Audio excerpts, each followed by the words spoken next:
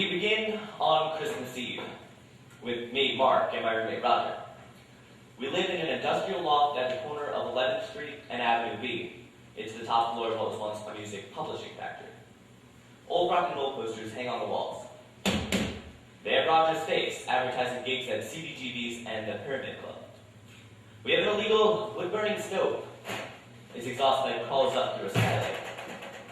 All of our electrical appliances are plugged into one long extension cord, which makes its way out the window. Outside, a small tent city has sprung up in the lot next to our building.